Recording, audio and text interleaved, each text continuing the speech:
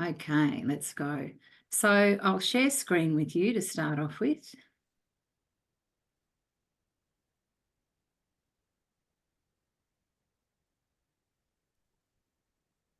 Yes, very busy.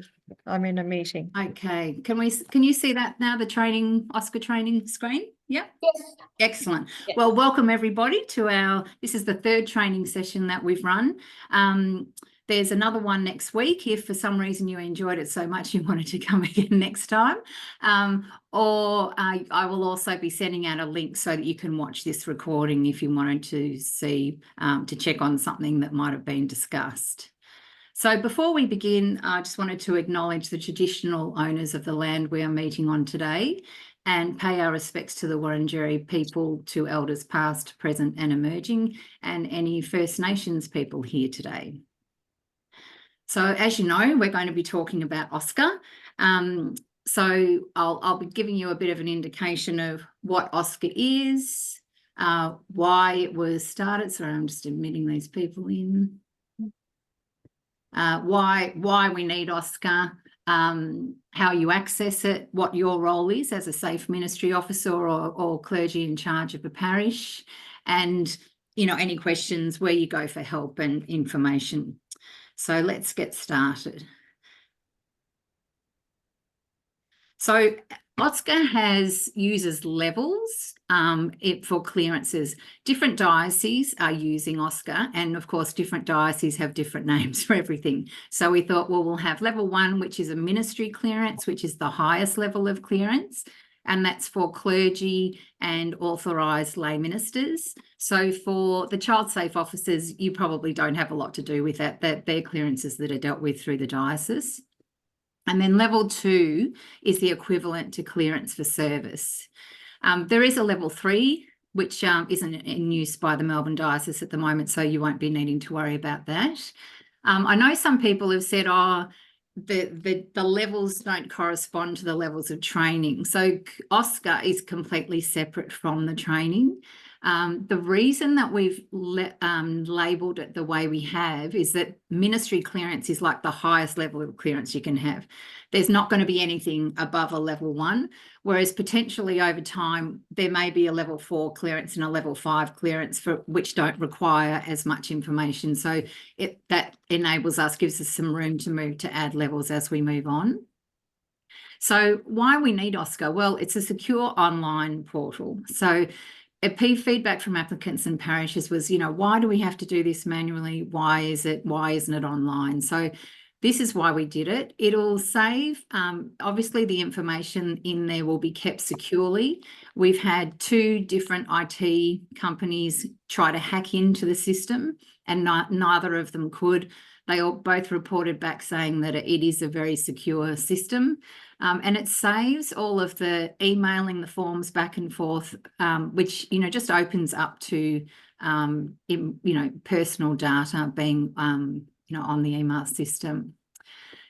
Shorter processing times, because Cura spends so much time with incomplete applications, and you probably are aware of this. So many people fill in the form, but they leave out a question, or they forget to sign it, or they answer one part of a question but not the other. And so then we're forever chasing them to say, can you just answer this question, and then we can finalise your clearance. So in OSCA, you can't submit the form until all the questions are answered. So that'll save a lot of time for us in chasing people up, and then obviously make the processing of the clearance shorter. The advantage for you is that parishes will be able to log in and see who's been cleared and whose application is being considered. So I'll show you how you can do that. And it just will make it easier. Often you have to email us and say, can you tell me if so-and-so's applied? Well, you'll be able to just log in straight away and see that. So hopefully it's going to be time saving for parishes, applicants, and for Cura. So in terms of what's asked in the application, applicants are asked exactly the same questions that are in the Safe Ministry form that's currently being used. So they get asked to enter their working with children number and expiry date in the application. And they also have an option to upload a recent police check into the application. And at any time, applicants can log back in and check the status of their application. So they're not going to be asked to be doing anything more. It's just that what they were doing before is now online. So in the system, where we've given in the instructions that we're given, we're saying to people before they start the application, the applicant should have been approved by the parish to apply for a clearance. So it's not a situation where I've got a clearance, so the parish has to give me a role. It's actually the other way around. It's the parish want me to do a role, therefore I need to apply for a clearance. So the parish need to have decided that that's the case, the person needs to apply. They have to apply for and have received their Working with Children card. And if they need to do a new police check or an international police check, have that ready. Now, the reason that we're saying this is because, and have names and contact details of their referees to hand, the applications can't be saved as a draft. And this is something that we've done deliberately because we find that so many people start and then won't finish an application. For those of you who are crim check parish administrators, you probably know a situation where you get a lot of people who partly do a crim check application and then they stop. And then they go in and they do another one, and all of a sudden you've got 3 or 4 applications and they're saying, why do I keep getting notified? And it's because there's the other 3 applications that are in the system. So the idea was that you have all the information ready. So you have your Working with Children card. If you needed a new police check, you have your police check. You've got your names of your referees. You sit down, fill in the application, submit it, and forget about it then for 5 years. So that's the reason that it's set up the way it is.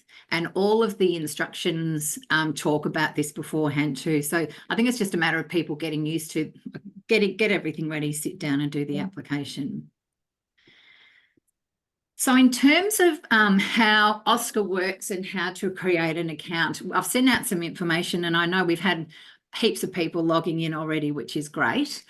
So basically there's 2 ways. So people who have never had a clearance before won't be in OSCA. So they click on a link which says create an account, and then they enter in their email address and their name, and then they get emailed a temporary link which they click on, and then they sign in using a temporary password, and then they get the option to change it to their own password, and then that's their account. So that's for people who have a new, and I will be able to talk about a bit more about this later, but that's for people who have never had a clearance through Kiura before. It's very similar to any other online, Working with Children check, all of those ones, creating an account. Having it linked to your email address keeps it secure. And then the second one is renewal. So for the people who have already done a clearance in your parish, either a clergy clearance or a clearance for service, we've been able to bulk upload all of that detail into OSCA. So the person's email address and previous application will be in there. So it means that the next time when they need to renew their clearance, they will already have an account in there. So they click on the link as though they were going to sign in, but they click on, I forgot my password, and then they'll get an email to reset the password, and that will be the password for their account. So it's like they've already got an account in OSCA, but it hasn't been opened yet because you haven't logged in. So that data will be there as well. So now this, I've videoed somebody doing an application, so we'll run through it so that you can see how it looks. Let me just push go. So this is the screen that people would see when they sign in. So their name will be at the side, and then they decide which level of clearance. So they've been told that they need to get a level 2 clearance, so they click on level 2, and then they click what diocese they're in, what parish they're from. And the parishes, because the parishes have a different naming conventions, we thought the easiest way is just to do the parish via the suburb that the parish is in. So if your parish is in Richmond, then you scroll down to R, find Richmond, and then find the name of the church. And you fill in your role. And if you are applying for more than one role in a parish, you can click that yes there and add it in. Some people might have, they might be in Melbourne, but they might also have a house on the Mornington Peninsula. Therefore, they might help in 2 churches. So that's what they would do in that situation. As you're aware, if people have lived overseas for more than 1 year in the last 10 years, they have to provide an international police check. So if that's the case, they would answer yes in this section and then fill in where they lived.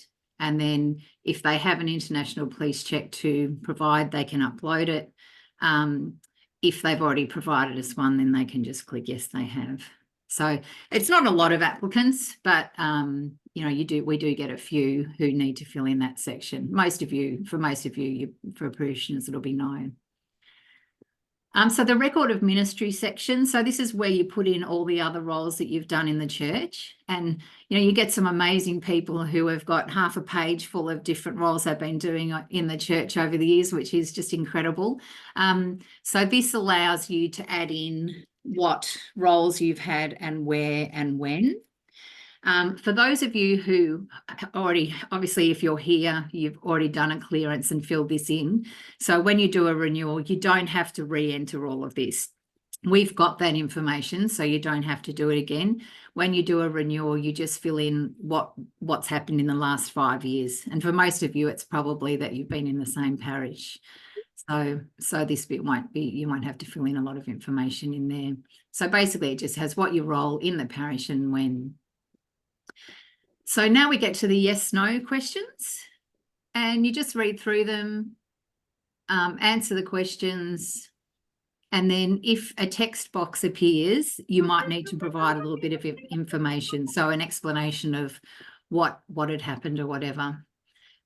This is a section we would always get people who leave off a question, or they'll answer, you know, yes, they've applied for a working with children card. No, it hasn't been revoked, but then they leave off the last question. So it just enables us, this one here, it just will be good because we don't have to worry about people leaving off questions because they won't be allowed to submit the form if they haven't answered it.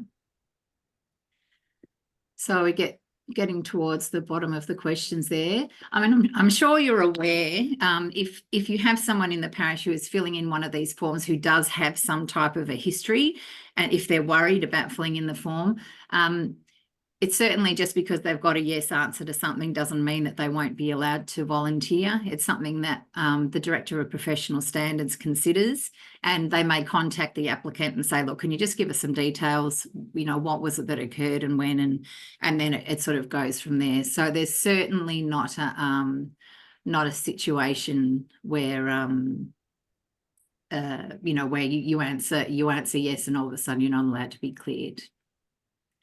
So we're coming to the end now of the yes/no questions.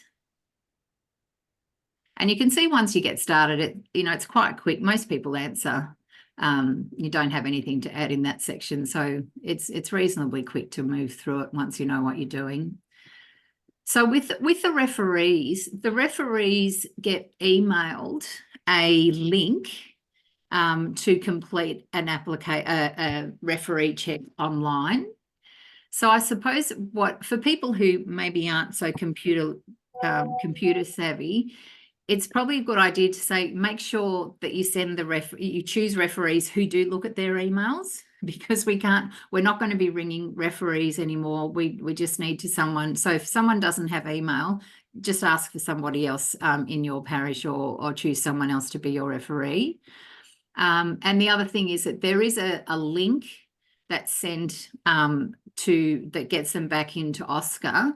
So just let them know that it is a true email. I know there's a lot of talk about scams at the moment about don't click on a link, but the email does say in it, this is an email from Kuyura. If you're concerned, they can contact us and we can verify that it is true. you know, just so that people have peace of mind with that. So we get to the end of adding the referees. And now people add their working with children card. A lot of people have their working with children card in their maiden name. So we've asked that the surname be on the card so that we can then verify it on the Working with Children website. And if people have a VIT card, we just ask that they write VIT and then the number, just so that we know. Now, with police checks, the Melbourne Diocese allowed police checks done within the last 5 years. So the clearance date and the police check often don't align, but I'll talk a little bit more about that later on. So they read all of the information in there and sign off on the form. I'm just coming to the end there.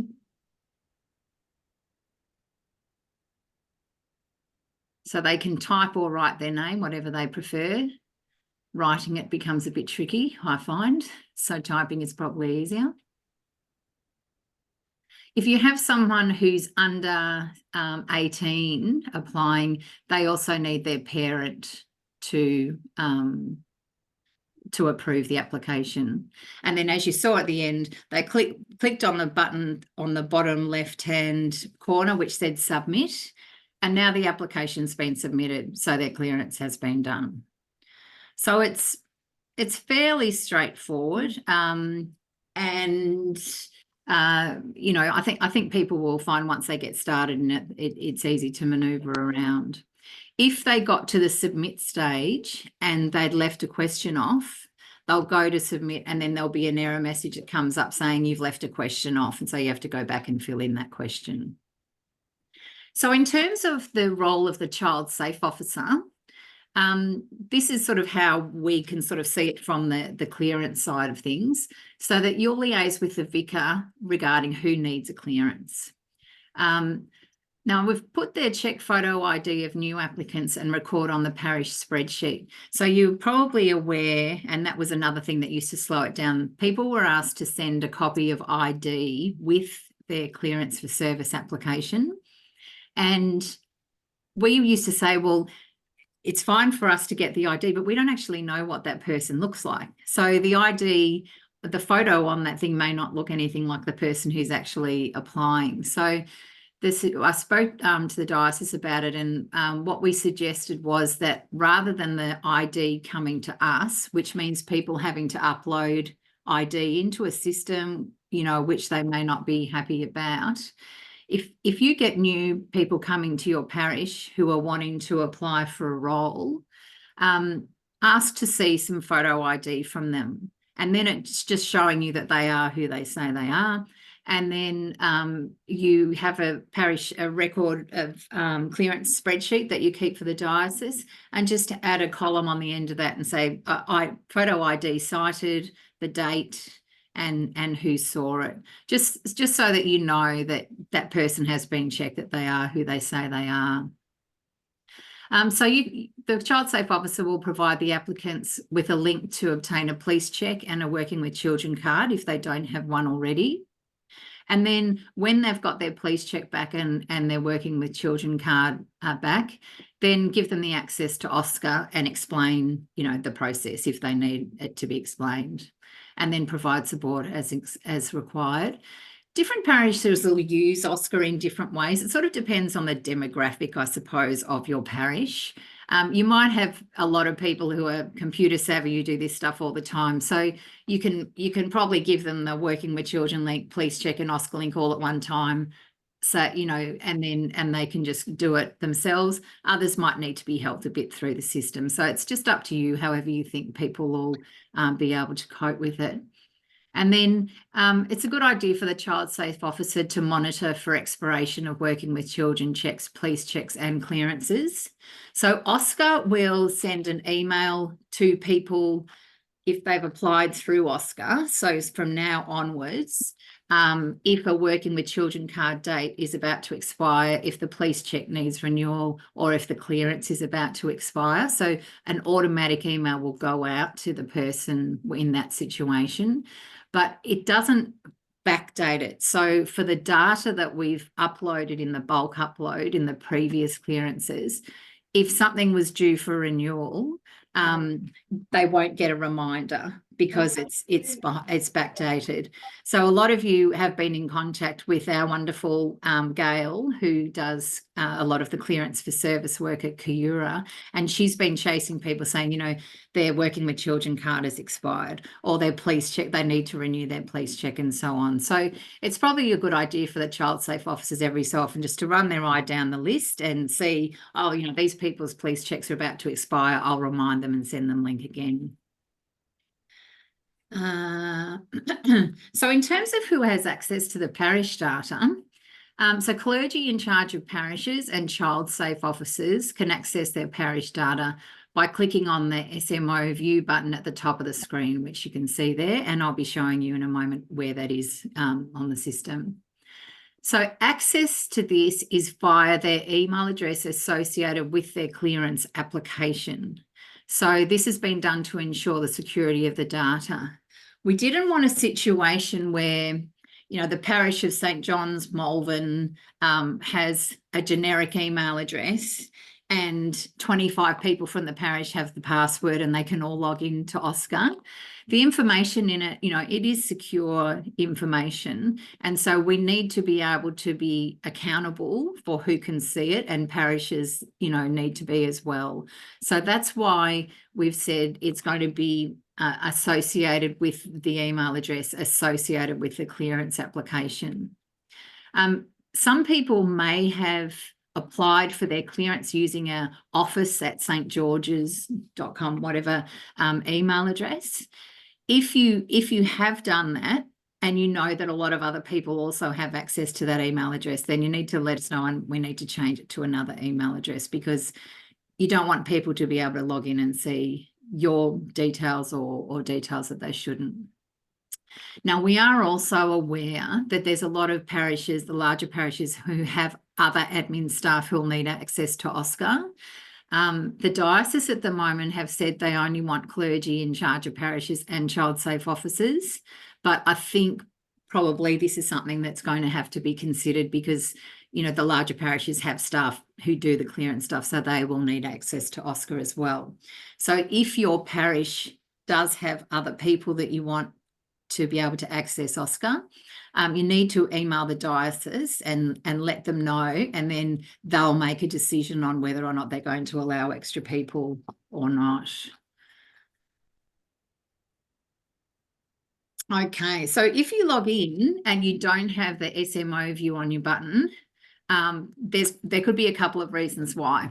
So the diocese gave us the list of child safe officers and clergy in charge of parishes, but you know, there's changes to these things all the time. And so by the time they gave us the list and then the data's upload, you know, there could be changes. So if you don't have the SMO button, it may be because you weren't on that diocesan list that we got. So for clergy, if you email service@kayura.org.au, if you don't have access, if you don't have the SMO button, or if you've got access to the wrong parish, because in the meantime you might have changed from one parish to another, we'll be able to go in and change the access that you have. For child safe officers, if you don't have access, it's probably because the diocese doesn't know that you're a child safe officer, so, or in your parish. So you need to email the diocese to let them know of the change, and then they'll change it in their system, which will trigger an email to us so that we know as well. So that's a couple of reasons. The other reason might be we did have a few safe ministry officers who hadn't done a clearance yet, and so those people are currently doing a clearance or have only just done one in the last week, and those ones haven't been uploaded in a bulk upload yet. Hopefully they'll be done in the next week or so. So that could be the reason why you don't have the button as well, if you're a child safe officer but you had to recently do a clearance. So what will you be able to see when you log in? you can see a list of all the people who have a clearance. You can see a list of people who are in the process of applying, but their clearance hasn't been approved. And then you can see expiry dates for working with children checks, police checks, and clearances. So we're going to log in a minute and I'll show you how it all looks. But a record in green, which has a status of active, means the person has been cleared. A record in pink with a status of in progress means the application is being processed. You can see what's missing if someone in an in progress application, if say, for example, they haven't provided a police check or one of their referees hadn't responded, you can see that in there. Often we get people saying, you know, why hasn't this person been cleared? What are they missing? So this will enable you just to log in and have a look for yourself. And the data can be sorted up and down depending on how you want to use it, which I'll be able to show you in a moment. So what about people who've been cleared by Kuyura prior to OSCA? So we have, as I said, we have been able to upload data from the past clearances into OSCA. Not all of the data has been added that is available in the new applications in OSCA. So we just added information that is relevant to you. So you needed to know the working with children expiry, the police check expiry, and the clearance expiry. We wanted to, you will now be able to see for new applications, for example, whether the working with children check's been verified, whether the police check has been checked. But that's information that you didn't have before. And for the bulk upload, we know all of those people have been cleared. So you don't need to worry about that information. If they've been cleared, they're cleared. So that's fine. So relevant information for parishes has been included in that part of it. And we'll be able to see when we log on how that looks from your end. So you might look at the list. What I would suggest you do is when you go in and you have a look, I would suggest that you just do a check to see that people in your parish are on the list. So sometimes, and there were some people that we haven't been able to upload. So as I talked about before, an account in OSCA is dependent on an email address, and it has to be an individual email address. So if the applicant didn't have an email address attached to their application, we couldn't upload them into OSCA because there's no identifying feature to link them to that email address.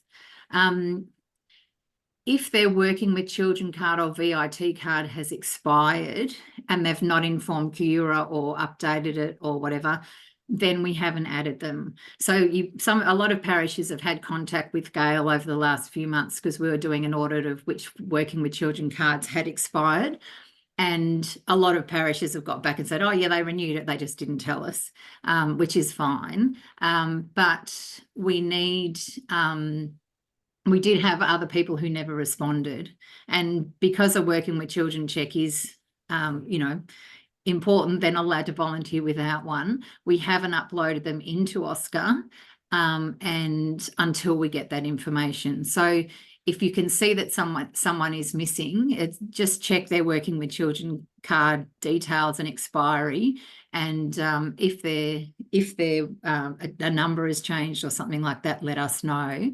And once we have that information, then we'll be able to upload them into OSCA.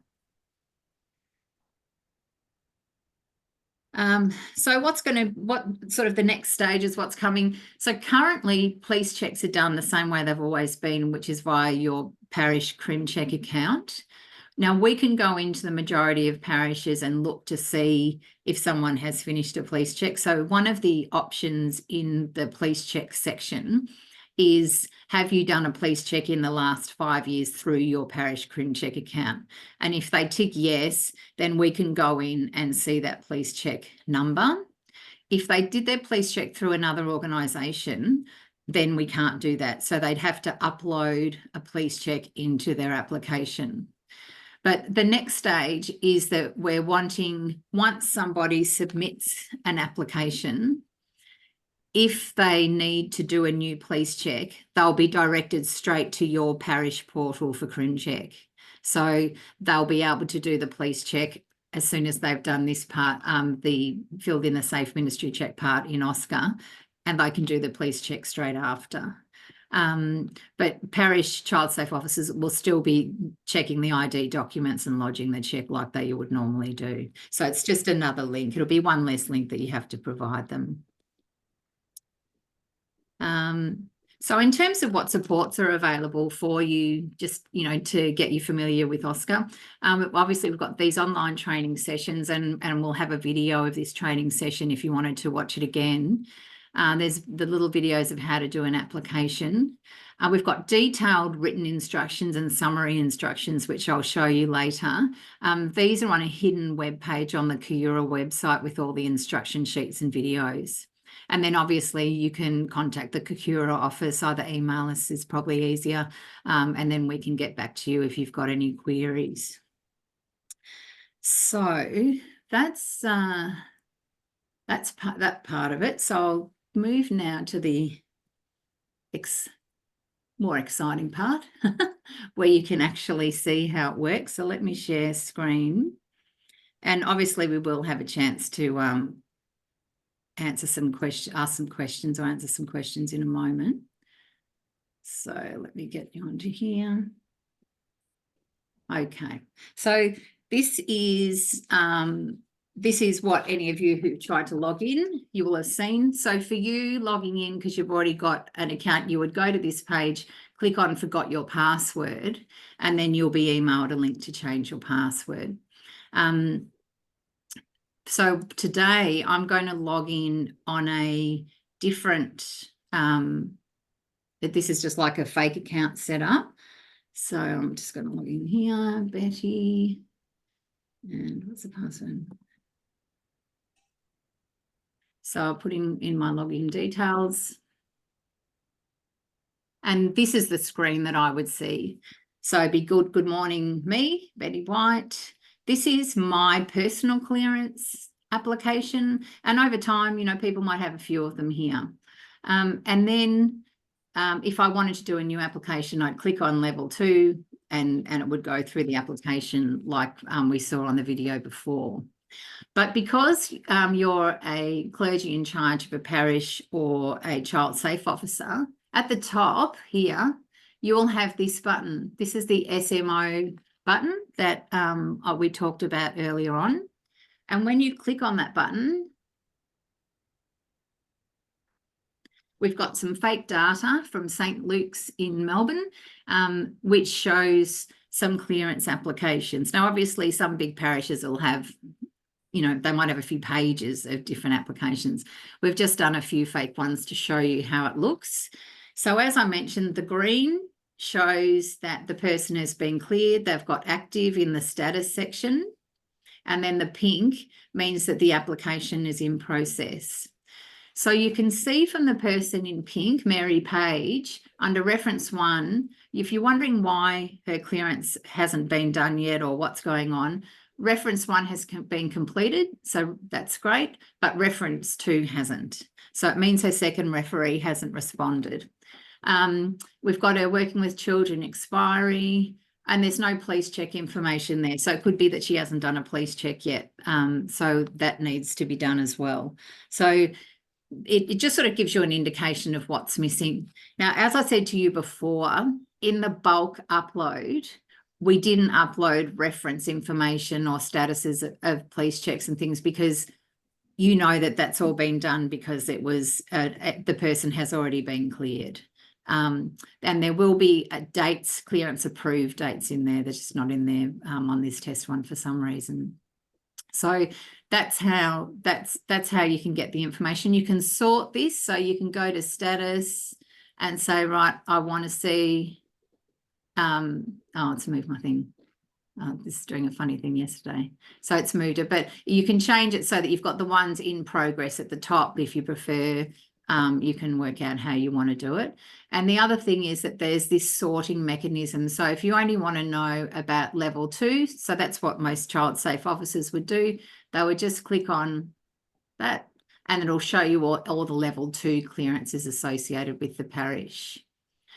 say if you're looking for someone specific, so we'll go back here and I want to see, I'm particularly looking for Mary Page. If I type Page on there, that's not coming up. Oh, they might not have enabled this because this is a test page. But what it will do is it'll bring up that person who, you know, whatever detail it was that you put in the search bar. And the other thing, see in this corner here, there's this little green square with an arrow pointing down. That's a download button. So the download button means you can download all of this information on this front page, and then you can sort it the way you want. You might want to put it in a different section. You might want to transfer it onto something else, another system or whatever that you have in your parish. So it just means that you can get the information off OSCA into an Excel spreadsheet, and then if there's something else that you want to do with it, you can.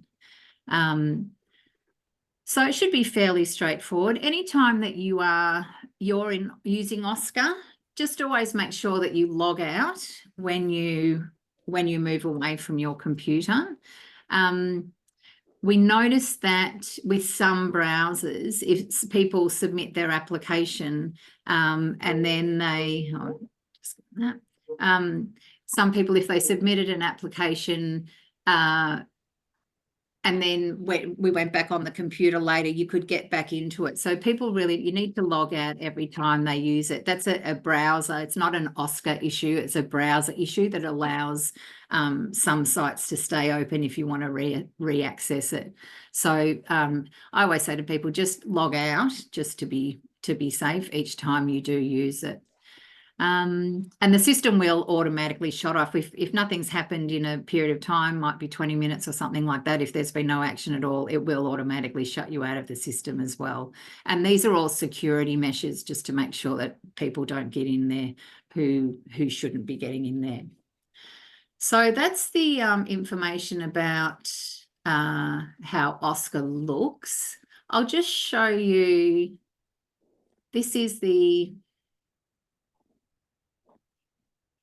secure portal on the our page, the website. So the reason that we've got a secure portal is because, so this page has a lot of information on it, and it also has the buttons to apply for a clearance. And we couldn't put that on our general website, which is open to the public, because people who look at the website, and we do have quite a few, believe it or not, who have a look, we didn't want someone who's not associated with the church or not associated with the parish, or who just wants to see what OSCA is, to try and apply. So that's why it's been hidden. So it's not hidden. It doesn't mean that it's only for clergy or for child safe officers. You can share that with your parishioners. It's just that we didn't want it for public viewing. So on this page, it has information about OSCA, talks about, you know, who has access to it, where's the information stored, what is it, what is OSCA. And then there's lots of information on here. So, for example, if someone's applying for a level 1 clearance, they can have a look at the quick start guide. And there are instructions for them on how to do the clearance. So, as I mentioned earlier, I've done 2 different lots of instructions. So there's a quick start guide for people who are computer savvy and are used to doing this sort of thing, and you know, will find it not too onerous. But I know there are also people around who like to know every single detail about it. And so this would be I'll show you a clearance, level 2 clearance detailed instructions. The detailed instructions, you know, show you pictures of stuff, and this is the button that you need to pick, and so on. So it just provides people with a little bit more information if they want it. There are also links to the videos that are going to be on the website as well. So there's a fair bit of information there for people, and hopefully that will that'll help them, you know, with their application. So that's that's what we've got so far. Does anyone have any questions that they'd like to ask? I'm sure there are.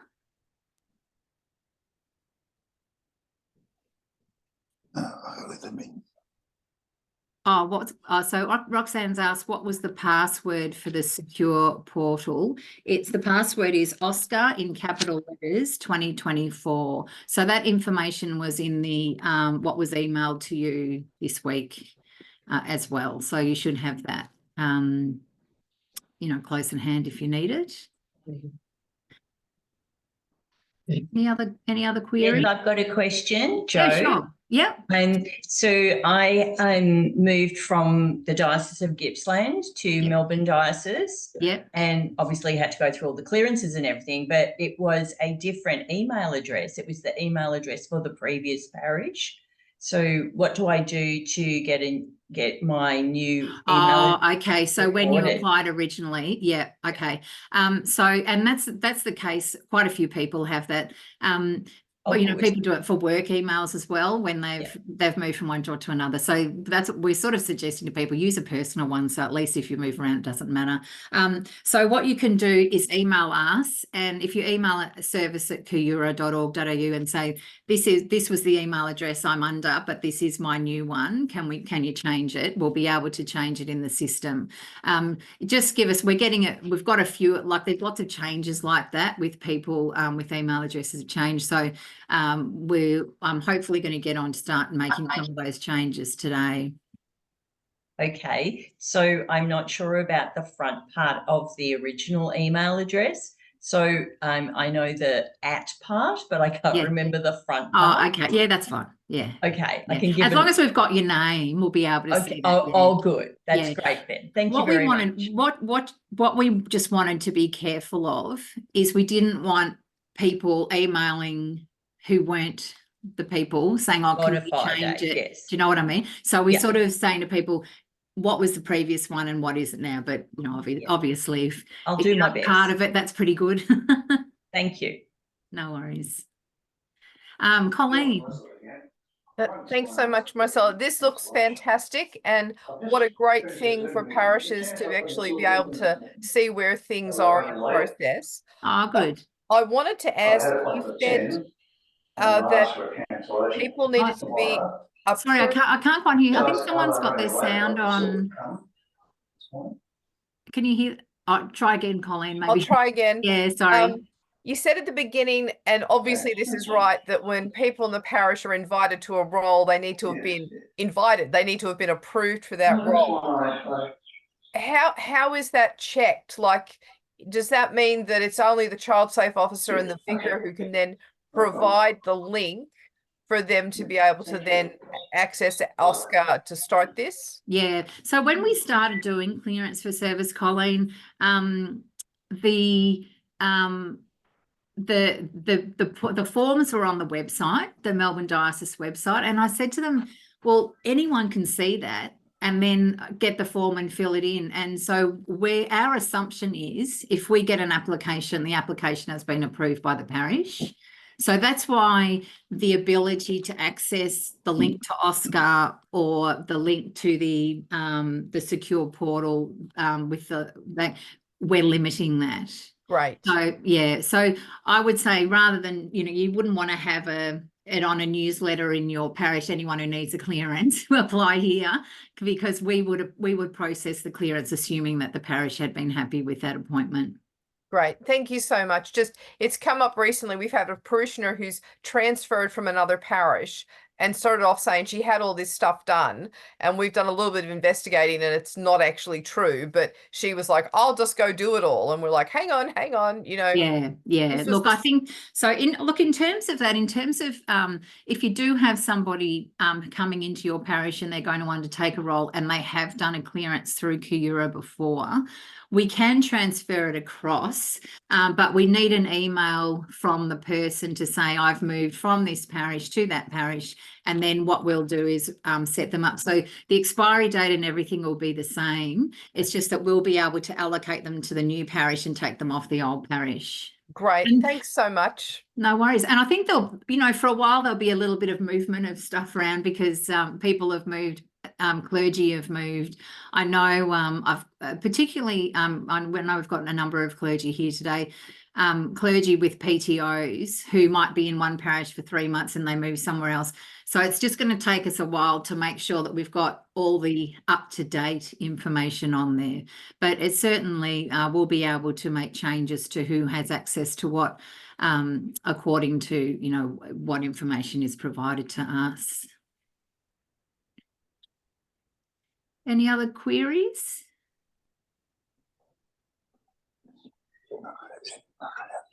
No?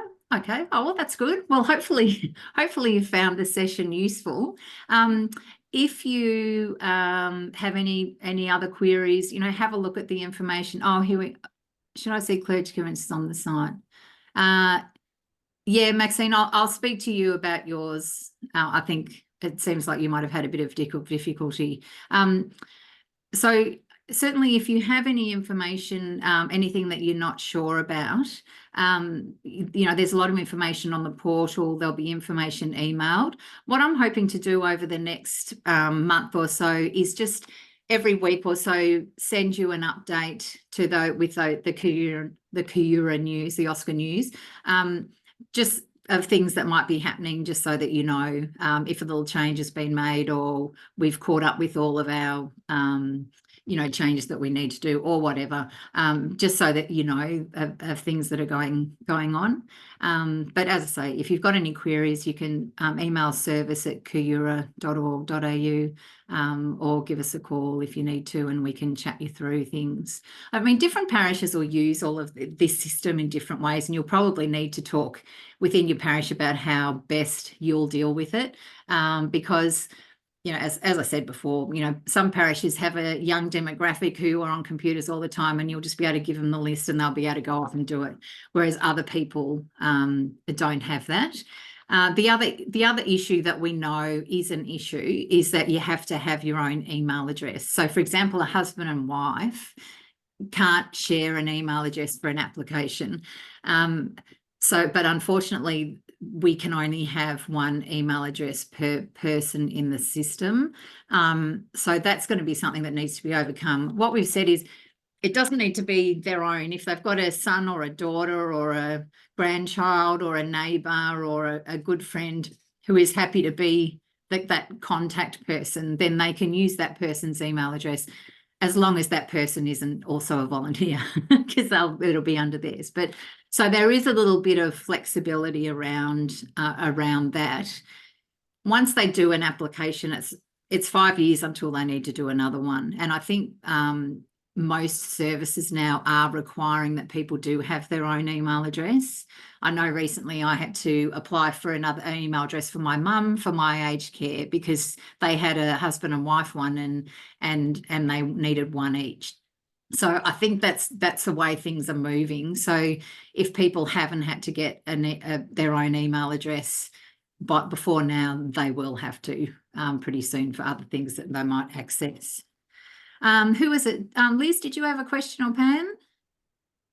Oh, I just had a hand over you. I didn't know when you had a question. I don't know why that's there. Oh, that was from my mouse. Sorry. Any other queries, anybody? No. Well, thank you so much for joining us today. It's lovely to see a few smiling faces of people that I've spoken to over the last few years.